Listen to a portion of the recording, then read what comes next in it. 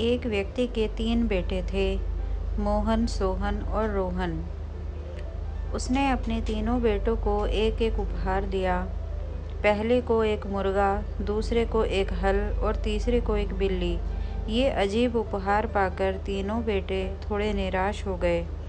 तब उनके पिता ने उन्हें समझाया, निराश मत हो मेरे बच्चों, तुम अपने अपने उपहार को किसी ऐसी जगह पर ले जाओ जहाँ कोई भी उन्हें न जानता हो।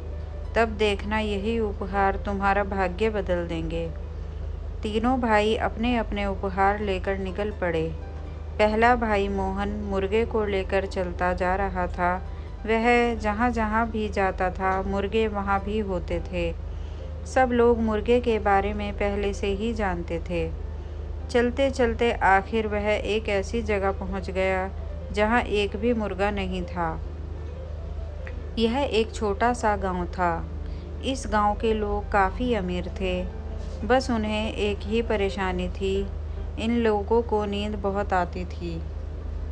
वे लोग सुबह को जल्दी उठकर काम पर जाना चाहते थे, लेकिन सोते हुए रह जाते थे। वे किसी ऐसे व्यक्ति को ढूंढ रहे थे जो उन्हें सुबह को जल्दी उठा सके। मोहन जब उस गांव में पहुंचा तो रात हो गई थी। वह एक पेड़ के नीचे सो गया। सुबह को एक मीठे से गीत से पूरा गांव गूंज उठा। सभी लोग यह आवाज़ सुनकर झट से उठ गए।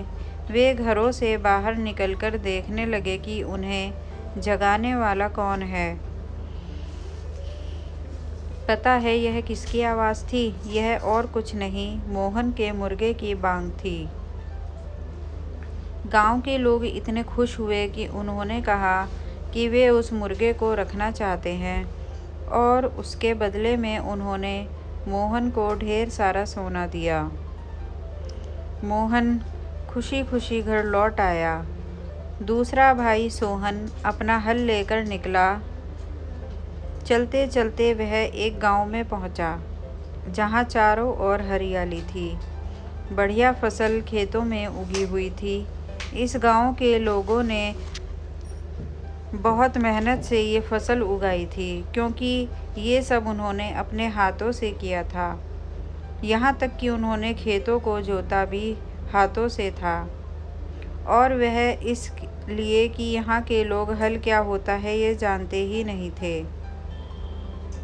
सोहन ने उन्हें बताया कि हल से ज़मीन कितनी आसानी से और जल्दी जोती जा सकती है।